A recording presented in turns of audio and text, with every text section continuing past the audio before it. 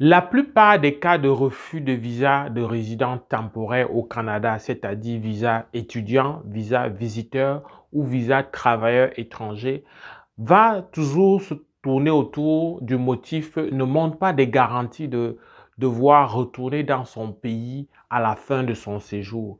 Mais c'est un motif qui est souvent beaucoup plus avancé chez les demandeurs, malheureusement, qui viennent des pays en voie de développement. Je pense aux pays de l'Afrique, mais à certains pays aussi de l'Asie.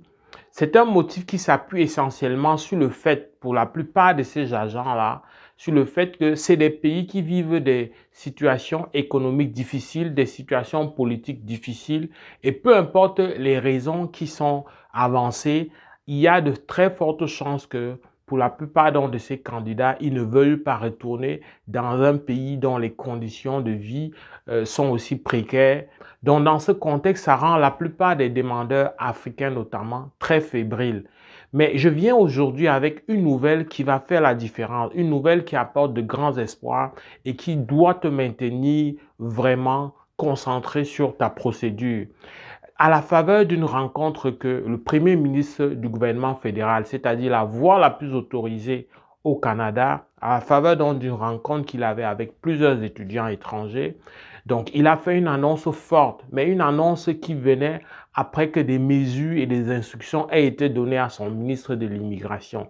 Cette annonce vise à se rendre à l'évidence que ce prétexte ou ce motif est à la limite ridicule et de plus en plus bidon. Parce que vois-tu, pendant que les Africains sont refoulés, sont refusés pour cette raison, ceux des pays, notamment un peu plus développés en Europe et ailleurs, lorsqu'ils viennent, ben, pour la plupart également, ils trouvent des moyens de rester, que ce soit comme étudiants, que ce soit comme travailleurs étrangers. Donc, dans le fond, on va avec des préjugés qui condamnent le demandeur africain du fait de la situation socio-économique et politique instable. Donc, du fait qu'au final, tous ces demandeurs finissent par rester, ben, il y a quand même, notamment pour le volet travailleur étranger temporaire, pour le volet étudiant et quelque peu alors également, puisqu'il y aura une incidence naturelle sur le visa visiteur également, ben, il y a que le Premier ministre souhaite revoir ce motif-là. Il souhaite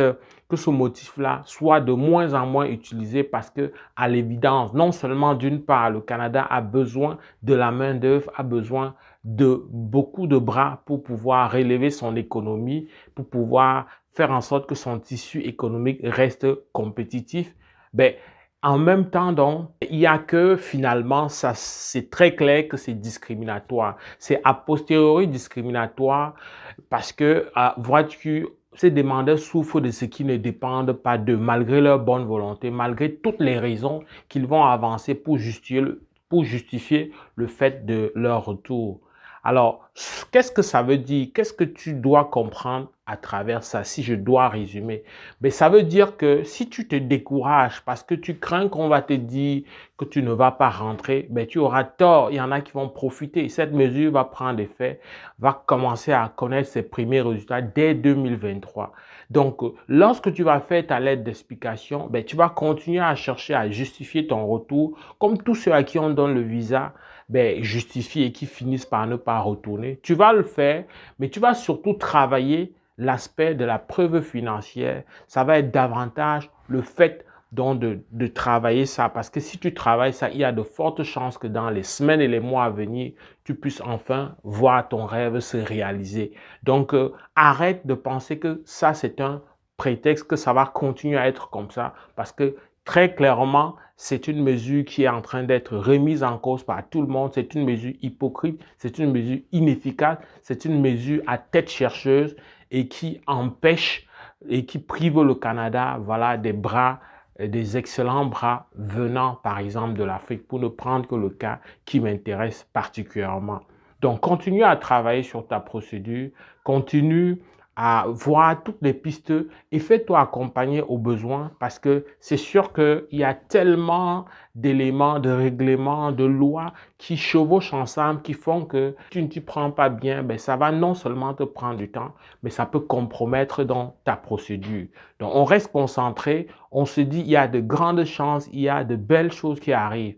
Ceci étant, pour être complet sur la question, pour être lucide, j'ai le devoir de te dire que ben, le Premier ministre Justin Trudeau fait cette annonce dans un contexte où son parti, qui est le parti au pouvoir, est un peu en ballottage défavorable. C'est-à-dire que le Parti conservateur connaît une percée. Donc, du coup, est-ce que le fait du contexte politique où il faut aller chercher des voix, généralement les immigrants vont souvent voter beaucoup libéral, est-ce qu'il faut faire des annonces comme ça pour regaillardir son électorat? Est-ce qu'il faut faire ça pour revenir sur la scène au niveau des suffrages ou au niveau de l'opinion, des sondages d'opinion? Ça, c'est à voir. Mais très clairement, la particularité de l'Amérique du Nord, c'est que les paroles, généralement, vont être suivies des actes. Donc, peu importe, on va seulement profiter de ce contexte-là, tant mieux. Donc, reste concentré. C'est probablement peut-être en 2023 que ça va se décanter pour toi. Si cette vidéo t'a plu, like. Au plaisir de te retrouver dans le cadre d'une prochaine vidéo. Porte-toi bien. Boula!